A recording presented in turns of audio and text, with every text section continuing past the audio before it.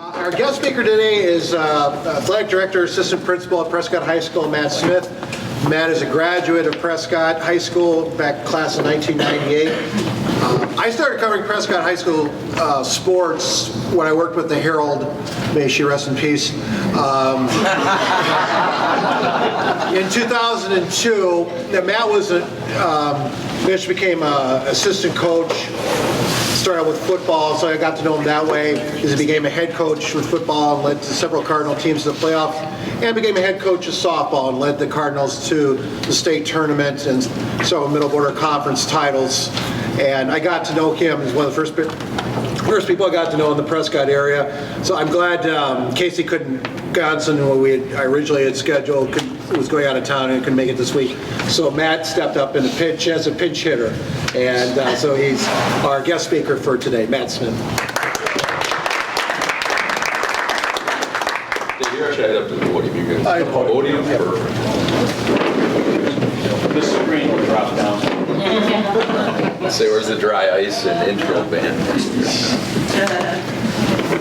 Well, I appreciate you having me, and thanks, Sean, for the invite. Honor and pleasure to speak here. I've been to Kiwanis meetings before, and the organization that you put on is outstanding. Your support for the Prescott community is second to none. So thank you for all that you do there. I am a little nervous, I'll be honest. Like I said, I've spoke here as a head coach before, at a little 3-minute spiel and some humor based in on that and some good stuff, and usually a few ribs on Peterson. So I usually spoke the longest. They would have side bets on how long I would go. So truth be told, when I asked Sean, any certain topics here today or anything I should touch, or he said, updates on high school, the upcoming school year in the fall. He said 20 to 25 minutes with questions at the end. I said, geez, 25 minutes, we'll see what we can do. So, but like I said, a lot of people here that I know personally, obviously respect all of you, and just in general, like I said, a little bit nervous to do this, but we'll get through it. It'll be fun, and very, very much appreciate you having me here today. Sean, talked about me a little bit. I think the thing I'm most proud of being from Prescott and still being here is obviously the community and the people in it, and people working here, people living here, whether it's open enrollment students, you name it. People just passing through that want to stop and eat at our restaurants and whatnot. That's what makes Prescott a great community, and all the support and the people that come together to do this. And the school district is a part of that, and it takes a village, as they say, and that's definitely the truth here in everything that we do. So I'm very proud of that, to be here. And then my wife is also proud alumni of 98, Megan, and she works at the elementary school there. She's a Title I teacher, so it's great having her here in the district. We have our 4 kids, and it's interesting every single day. Bless their hearts, but it's chaotic. It's fun. Maya's our oldest. She's 9 years old, and then Maggie is 6. Mikey is 3 years old, and then Mary is bringing up the rear at just turned 1 here in April. So it's fast and furious. It's a great time. It makes things interesting, and every day is a lovely endeavor with that. Just kind of want to talk on some things here. Like we said, appreciate everything that everyone in the community does, and you guys are a huge part of that. You look at from top to bottom the events that you put on, and it's not always the monetary support. I think that's the biggest thing, and I'm going to touch on that. But just the support in general of people being at events, people putting on events, that gives the community great opportunities to do different things. It has that variety. It has that widespread entities that people can take a part of. And that's what makes Prescott outstanding. That's why people come here. That's why they visit here. That's why they stay here. And that's what makes it special. And I'm very proud of that, to be a part of that, and then groups like Kiwanis that are able to put on things of that nature. Looking at what makes Prescott successful, you talk about different businesses here in town. You talk about the school district. You talk about expansion and things that we have going on. That's what makes it successful. People being open-minded, people not being too tentative to face change and do different things. And that's outstanding. And to have that forward, optimistic mindset, and groups like Kiwanis definitely lead the way when it comes to things like that, and people sitting in this room here. So I want to thank you for that. And as we look at endeavors moving forward, it's exciting. A lot of cool things going on there. What I'm going to kind of touch on here today is I'm huge with being positive. I think that's one thing. If I had to label myself with one skill, it wouldn't be looks. I know what some people are thinking of. Be my optimism. Being positive and making sure that everything you look at, you have a mindset of how can people benefit from this. And I think that's part of being a servant leader, is what can you do for others, to whether to make their road a little bit easier, to maybe ease some burdens that they may have. And a way to do that, I feel, is by being positive. If one thing at the end of the day, if you can hang your hat on that, I feel that that's the most beneficial thing that you can do. And I know a lot of people in this room, whether you're running a business, whatever you're operating, that's a huge part of your life, being able to do that, both as a professional and as a person. And so looking at that, that's one thing I just wanted to touch on a little bit, is the optimism part of being positive and then staying positive. It's always easy when things are going well. From a team aspect, having, being a former teacher and coach, that team aspect. When things are going great, everyone's on board.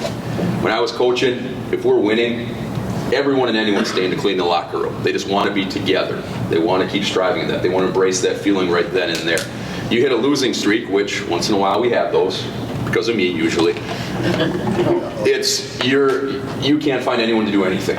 It's like pulling teeth. It's not fun. And we talk about what does fun mean. A lot of people, well, it's winning and doing those things. But it's finding that niche and staying positive and keeping people involved and keeping that team focus. What is your vision? We talk about goals a lot. What's our goal? What's our end goal? To me, it's a lot about the process of getting there, and that's teamwork. And a lot of positivity has to tie into that for people to be on board. Are we all oaring the same way, or paddling, with our oars the same way? You get one person that looks to go rogue or has a different idea that's not involved with what the team is focused on, you have some issues, regardless of how small that splash is. So we look at ways that we can stay team focused, and that positivity is a huge part of that. Communication is a huge part of that.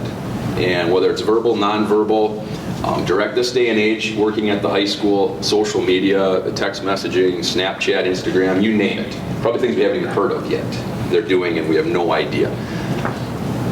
Nonverbal communication is so huge. People put things in print, they type it without thinking, and that can do a lot of damage. Much more negatives and positives come out of that. And looking at that, nonverbal is a huge part of communicating. Whether it's body language, whether it's our tone. It's tough to read that in an email. I'm sure we've all got an email, probably this past week alone, that you read it and you went, you took a step back, kind of, okay, all right, maybe tighten up the belt a little bit, took a walk. It maybe took you off guard. You didn't know how to read. And then you went back and read it again, and you took a look, and then it's, oh, okay, I see maybe what they're doing here. A lot of times it's picking up the phone or meeting that person face to face, and you realize the perception a lot of times gets lost there. That's the cloudiness. We're looking for clarity here. Being able to speak to someone directly, you're going to get to the bottom of things, and that's the positive aspect of it. You read an email, you read a text message, that negative perception a lot of times sinks through. Human nature sometimes is that's what we go to. That's what we see. Instead of looking at it from an optimistic team, we're all in this together aspect of how we can make this a productive, solution-based occurrence. So looking at that, those are some things I just wanted to touch on briefly. How we stay positive, what's some things that we can do, a little story I have, and then just communication, some things. We're going to actually do a little activity here. So I'm going to get you up here after lunch, get you moving. Hopefully no one cramps. We're going to go swimming, so we don't have to wait. But we're going to get the team, or the term group gets used a lot. I like using the term team. To me, that has more of a general. A group is just a collection of people.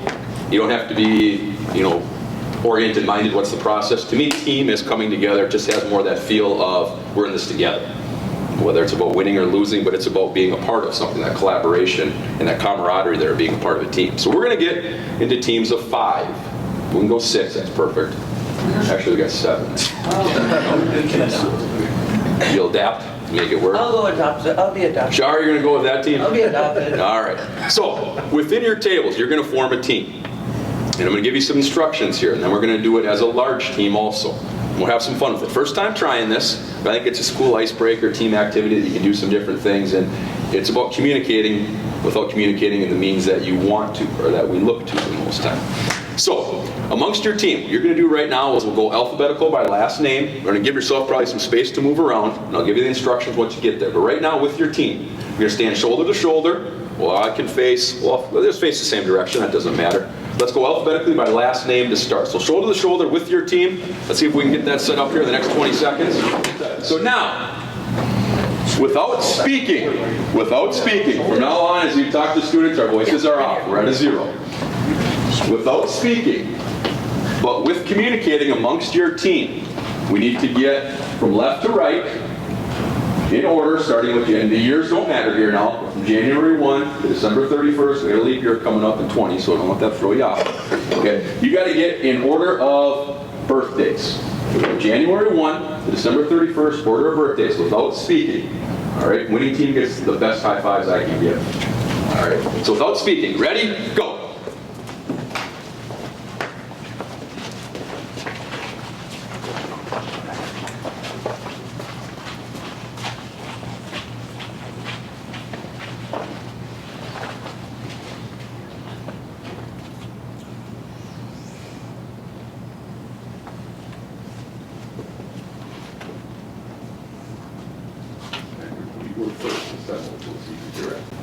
All right, everyone assembled? All right, now check amongst your groups. Check amongst your groups. Make sure, excuse me, groups, there I go.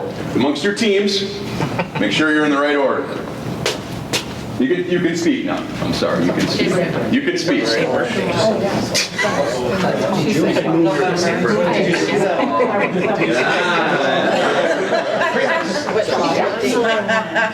December's down here. Were you guys correct? November. Just different. Good to go? Tricky one. All right, nice. So they had months, but the dates didn't line up, okay? And this group was, you were first. We'll work on the correct part. All right, now, from the three teams, now we're going to unite. So why don't we go ahead and all shuffle down. We'll use this little space over here. Now we're doing it amongst one big team. One big team. So now you have some insider knowledge. You have some insider knowledge. You have some insider knowledge. But now we're going amongst our smaller teams.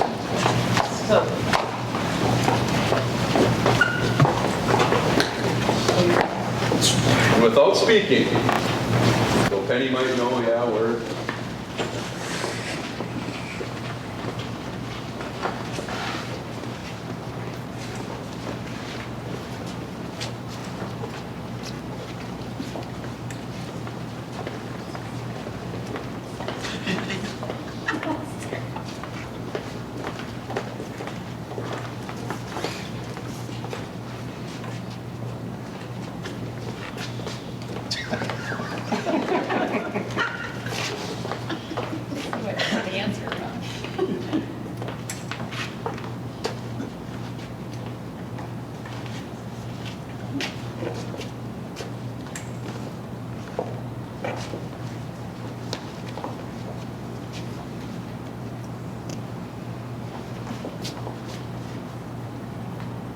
Good?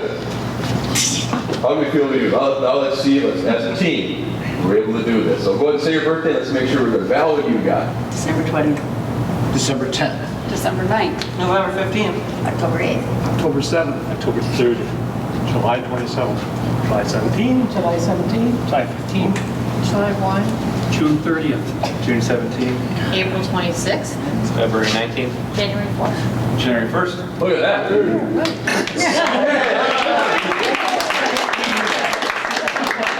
All right, hey, I appreciate your open-mindedness to do this. Go ahead and grab a seat again and talk about some takeaways. Like I said, thank you for doing that. Any takeaways? Anyone want to share anything on why that'd be something that we would look to do? Other than just being fun, something new, something different. Yes? We have to get along well enough not to explain to them that they're lined up backwards. You have to bite your tongue sometimes and yeah, go with the flow. We couldn't talk to begin with. Yep, so maybe a scowl. Anything else? Actually worked better than I thought, considering no verbal language was spoken. We're able to communicate without speaking. Yeah. Yep. Being effective and might have been even quicker. Yeah. Anything else we took away from that activity? And take a little bit of time to make things work right, understand. You have to repeat things and go over it a little bit. Make sure everyone was clear, having that clarity amongst each other, especially your small teams, a group of 5 or 6, and then you get to that bigger team coming in and doing that. Anything else? Takeaways? The group of strangers, you're also like creating the same connections. And, hey, somebody has the same birthday as me, the same month or two, so everyone knows, starting to know something about the other people around them. Exactly. That feeling of togetherness. Whether it loosens up a group a little bit, if this group doesn't need it, obviously, but that team, we're in this together, that collaboration. You accomplish something together, whether it's something as simple as just getting in order of your birthdays. you did that together. It gives everyone that feeling of accomplishment, and then along with being a teammate, being part of something that's bigger than yourself. Everyone knows their own birth date, but then you get to know other people's too. Now I got to get you all presents. We'll go from there. And you're open to new ideas. And I get this guy coming in here speaking today. He's making you stand up after lunch. You just want to get out of here. You got emails to answer. You got phone calls to make, and trying something new. So my takeaways from that is if it's something you could use or utilize, please do. You don't have to give me credit. They won't believe you anyway. So utilize that, have fun, and just like we said, a team bonding type thing. You're communicating without verbalizing, using different communication skills, and you're on a team. You're having to utilize different sets that you might not be used to utilizing, and it's just a great icebreaker for people to do with that. Kind of moving on here. Talked about positive outcomes, kind of your vision. Book here, The Coffee Bean. Actually, Dr. Spacuzza gifted this to me. Anyone heard of John Gordon, the author? The Energy Bus, have you heard of that book?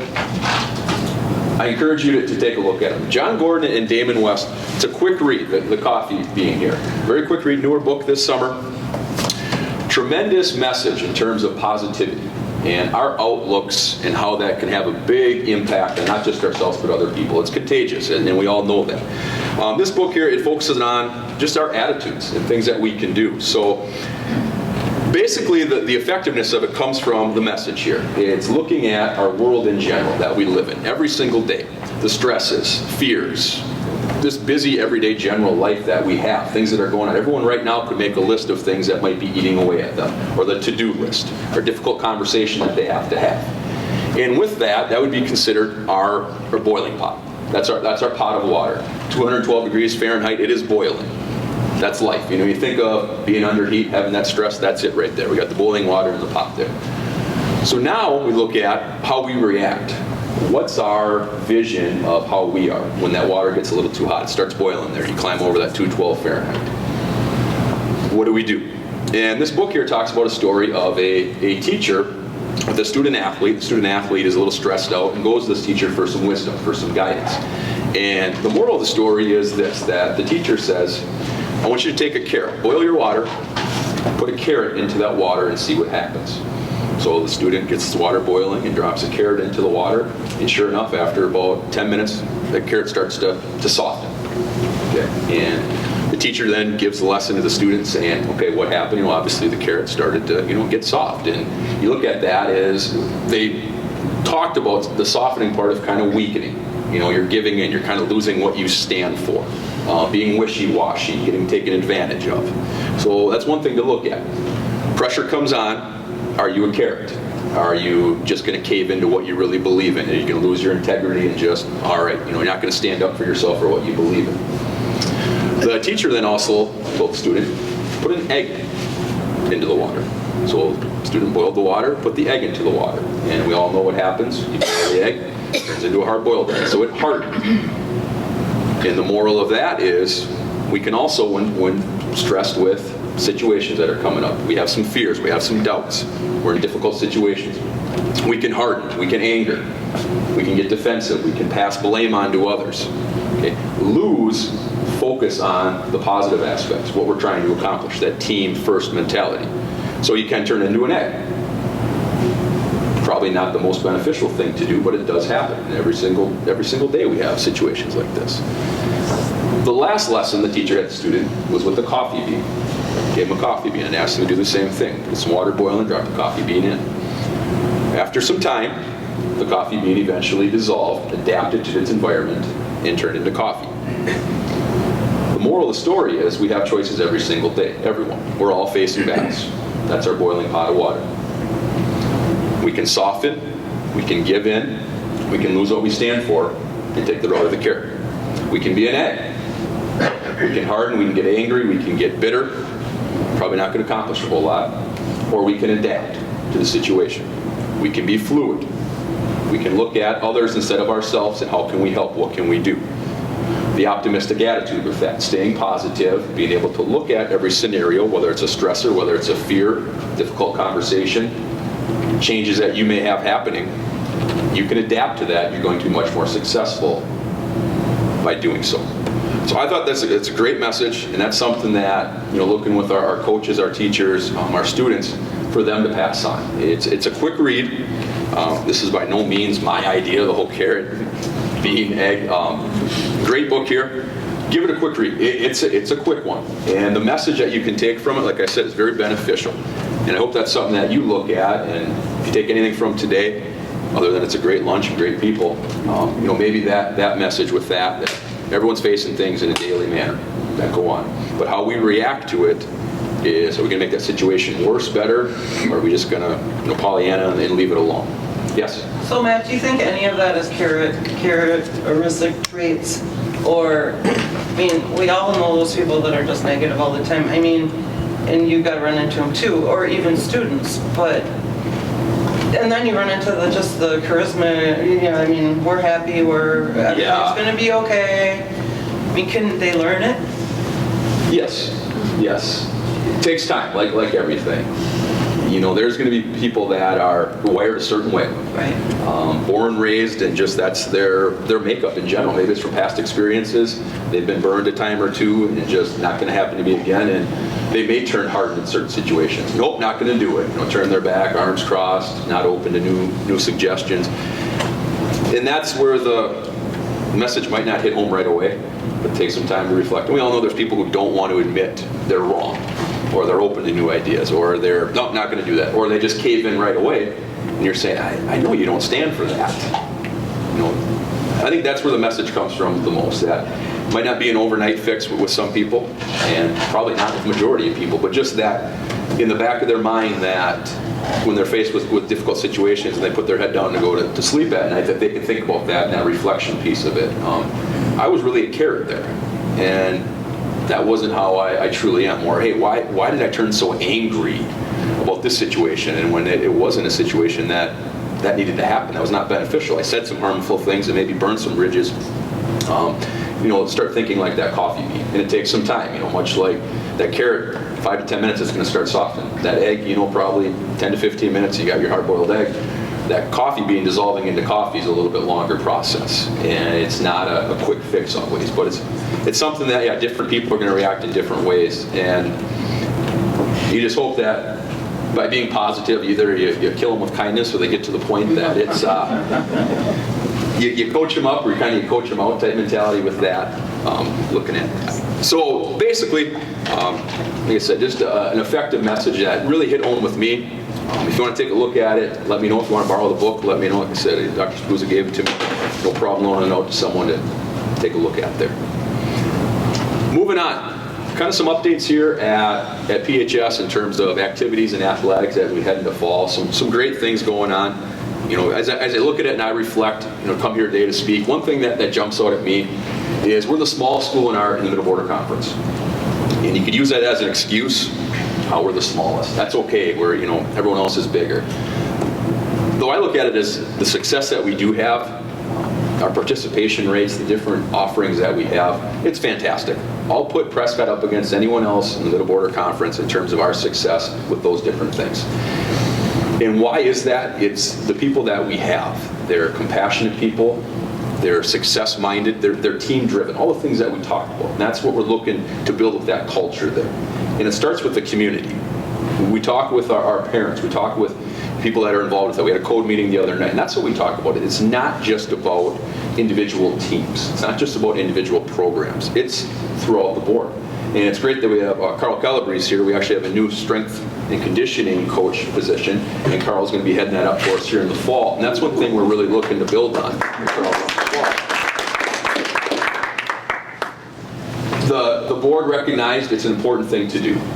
And we hire our head coaches to lead their programs, and then we look at from a strength and conditioning aspect, it's a little bit different animal. And it looks a variety of different ways for different teams. And the board, talked about that, and we brought a proposal ahead to hire someone for this position that they can oversee the strength and training programs. They can focus in on that, and our football coaches can focus on coaching football. And it's a collaboration amongst the coaches, and then Carl, the strength coach, to do that. But I really feel it's going to benefit us in definitely a very positive manner, and that's something we're very excited about moving forward. And that's, culturally across the board, we're looking to do that team first mentality. So someone finishes playing a fall sport, they're ready to go into that winter sport, having been prepared, that their muscles are cardiovascular, that it's not just, I'm here for winter, ready to go. They've actually put in the training and they've done those things that will help make them successful. I look at our achievements and our accomplishments as a school, and like I said, I'll put us against anyone up in the conference with our success, with our student achievement. It's outstanding to see, and that's academics, that's arts, that's activities, that's athletics across the board. We do a lot of great things here in our community, and it's the people involved. It's our students being open to new things, to trying new things, stepping out of their comfort zone, and we have a ton of multi-involvement, which is outstanding. You can't go to many events, and this isn't about other school districts, focusing on us, but at halftime, if the band's performing, there's kids out there wearing their shoulder pads of a football game. To know that I can be in band and still play on the football team and still be in a fall production of some sort, that's outstanding to have. And that's where we get our well-rounded people who are going to go on to do great things. They're going to be great parents, they're going to be great spouses, they're going to be great community ambassadors, and that's what we're looking for, good people across the board. Not just about wins and losses, not just about winning ribbons in certain contests, but what they can do moving forward, and that optimistic mindset that we have about building people and helping Prescott continue to be great as we move forward. I want to thank our supporters. One thing that's in my position, things can't happen without outside support. And you look at our booster clubs, you look at groups that have given grants and whatnot, and if I didn't hit on some of those and have those recognized out here in public, it's one thing for me to send them an email, or a message or a phone call, but I want other people to hear too, out in the public and know all this stuff. You look at our CAP company, Crazy About Baseball, and their work at the Fire Hall Field. That's a top-notch facility there, and without them, that doesn't happen. And what they've been doing, it's second to none. Their time, their commitment, the passion that they have for that, it's fun to watch. And they have some big plans moving forward, and it's going to be interesting and cool how that unfolds with that. Our Prescott Fastball Association, very similar to what CAP is to the baseball, that's what it is for softball. With things that they've done, they have also some huge plans for our softball complexes and I guess prerogatives that they're putting together. They got a grant through the Minnesota Twins that they're matching PFA to get a new permanent outfield fence on Big Spry Field. Things like that they're growing, that they're doing, and it's fun to see what they have in mind and what their endeavors are, and it benefits a lot of different people, and that's cool to see for a community and be able to rally around things like that. Dave and Will Packard. Will Packard's going to be an 8th grader in middle school. They just climbed Mount Kilimanjaro. Count Olaf from Lemony Snickets. Mount Kilimanjaro. They raised funds. They put on kind of their own independent fundraiser, and they wanted to have a reason to do it, kind of their cause. And a new football scoreboard is one thing that jumped out in their mind.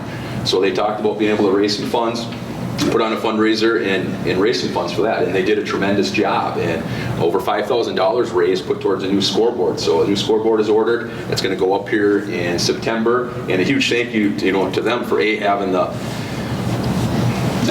ambition to go climb Mount Kilimanjaro, and then also to think about how the community could also benefit from that. So kudos to them with that. Just outstanding groups all in general. First National Bank, with all their work and support, you look at First National Bank Park and the fields up there, and that doesn't happen without their support and the things that they're able to do with us there. The Anne Marie and the Prescott Foundation, how many times have they gone to bat for the community and for the district? It's unbelievable that the support that they've given, and just the outpouring that we cherish it, to be fully transparent to what they're able to do for us as a district. You look at Cernahouse Chevrolet, you look at the scoreboards we talked about at the fire hall, at Big Spry softball field, Cernahouse Chevrolet stepping up and doing those things that we have a lot of ambitions and things we want to do. We only have so much we can work with. It's when people like these groups step up and do things that it makes it possible and comes to flourish. It's awesome. So moving on. New cross-country trail that we're looking at up on the high school campus. It's a work in progress. Go walk it. Scenic, beautiful. It's great. It's a beautiful lay of land up there, and we're putting some things together and putting it together. And I'm learning it's a lot more work than I thought it would be.